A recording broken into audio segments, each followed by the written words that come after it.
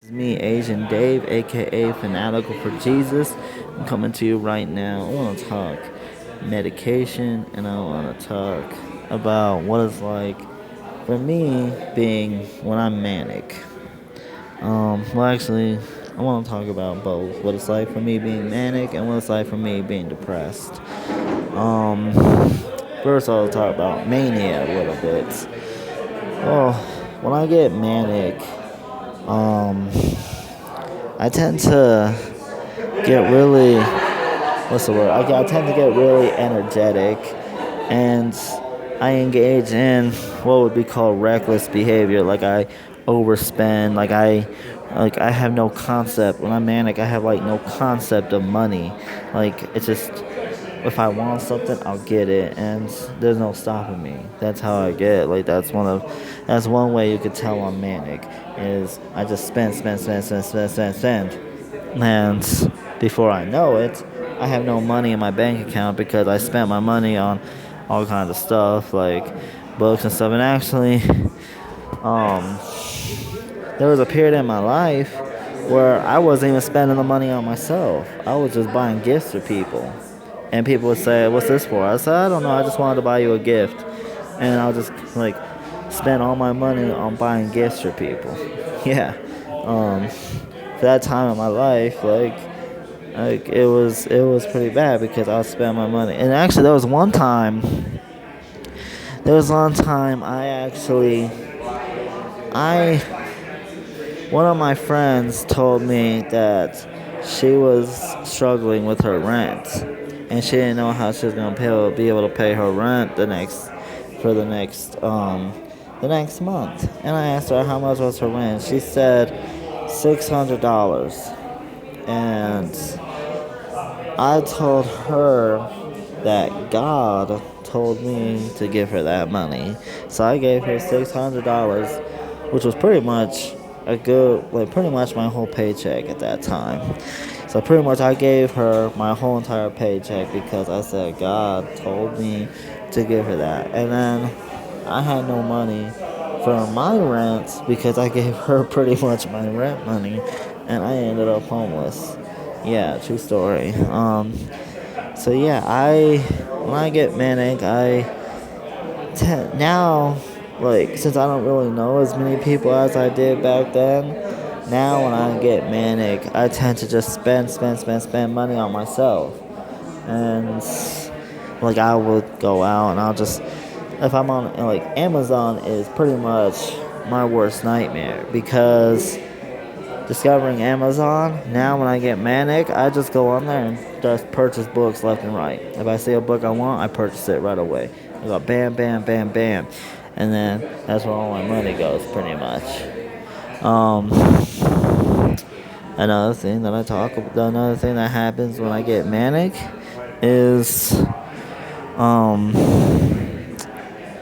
I get hypersexual, and that's yes, I do. I get hypersexual, and like I tend to when I got manic, like if I was in a relationship, I never actually, thank God, I've never actually like went out and just slept with a bunch of women, and then no, but when I get manic, if I'm in a relationship, that's all I want to do with a girl is just have sex over and over and over and over and over and over again.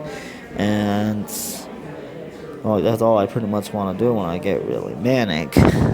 And then also when I get really manic, I get really lustful. And I will go on pornographic sites and I'll go on pornographic sites and I'll be on there for like hours at a time. So that's another sign that I'm manic. What else? Um, Another thing when I get manic is I get, like I already said, I get really energetic and I get really pumped up and I want to do a bunch of things. Like I want to go to this place, I want to go here, I want to go there. Like I just want to do a bunch of things. And then another thing when I get manic, I get a lot of ideas swirling in my head about books to write. And Like I'll be like, oh, at the time I'll be like, oh yeah, I want to write that, so I'll sit down and I'll start writing that book, like, and I'll just keep writing it nonstop, and before I know it, I'll be like, it'll go good for a while, but then once I come back down from the mania, I don't really know what else to write in the book, so then I end up just scrapping it and throwing it out, and so I never actually finished the book because, and I apologize for the loudness. I'm pretty sure you'll hear this, but I'm at Starbucks right now, and there's some people here that are talking really loud. I apologize for the noise level, but anyways, when I get manic, like I've never actually finished a book because once I come back down from my mania, I don't know what else to write in a book, so I scrap it and throw it out. But for the time being, when I'm manic, I just write, and it just, like, I don't know, it just flows through me. I don't even have to like, write. I don't even have to pre-plan. I don't have to pre-write because when I'm manic, it just comes out. It just flows. That's why a lot of times, a lot of my essays that I wrote for college was a lot of times the night before because I was manic and I just write it and then I turn it in and I get an A on it. Well, yeah, so that's what happens. Another thing is when I'm manic is I tend to stay up all night for a few nights in a row. I pretty much don't I get either no sleep or very little sleep for a long period of time. And then that's when I'm like up all night and I like sometimes I'll make YouTube videos all night or I'll what else? Oh, I'll read all night, or I'll run, or I'll do a bunch of stuff like all night long. Like, yeah. So that's when I'm manic. Now, when I'm depressed, I really don't want to do jack shit. To be honest, when I'm depressed, I want to isolate myself, and I get when I get like severely depressed, I get suicidal thoughts. Um, Oh, well, one more thing, going back to when I was manic. Sometimes when I get manic, I get like grandiose delusions. Like you all know what happened recently. I don't want to go into that, but there was also another time when I was like 17. Yeah, I was 17 years old, I think, 16 or 17, and I was going around. I honestly believed that I was either the or gonna be the Antichrist.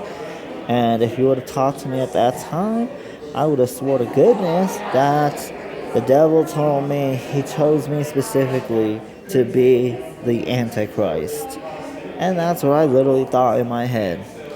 And um yeah, there was no telling me otherwise. So yeah, that's another thing that happens when I get manic. That's not often, but that does happen every now and then. Another thing, what else? When I'm depressed, though, I have no desire to do jack shit. I want to isolate. I don't want to read. I don't want to write. I don't want to do YouTube videos. I don't want to do nothing but sit in my own room or my apartment or whatever and just sit there and isolate. Sometimes I even go into like a comatose state where I just want to stare at the wall and not move a muscle.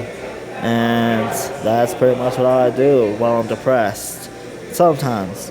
And sometimes you'll see me and I'll be walking out, I'll talk to you, and you won't even tell that I'm depressed. But I know that I'm feeling depressed, and most of the time you can actually see it on my face that something's wrong. But I won't tell you. You ask me what's wrong, I won't say anything. I'll talk very little and I'll have very little energy to do anything. Like you could ask me if I want to go with you to the movies or if I want to do this, and I'll say no, I don't. And when I'm in the privacy of my room or my apartment, I'll cry. Yes, I do cry, and I cry a lot actually. And that's what I'll do. and then I'll have suicidal thoughts when I'm left to myself. And then usually at that point, that's when I have to check myself into the hospital because that's when I realize there's something wrong with me. When I'm manic, if you tell me to check myself into the hospital, I'll tell you to fuck off because I don't think I need to be in the hospital. But when I'm depressed, if you tell me I need to check myself in the hospital, I'll most likely listen because I know that I need to go. But yeah, that's pretty much what happens when I'm either depressed or manic. Now, let's talk medication. The medication I'm on right now is Lamictal, and I take that in the morning. Right now, it's 25 milligrams. Well, the generic version is called Lamictal, or how you pronounce that. That's what I'm on. And it's 25 milligrams, but I'm supposed to see my psychiatrist. I'm supposed to get aftercare. I need to set that up. I haven't set that up yet, but once I do, the psychiatrist is supposed to gradually increase that because of the Lamictal. If you increase it too quickly or if you start at a dose that's too high, it can have some really bad side effects. So psychiatrists like to start you low before when you take Lamictal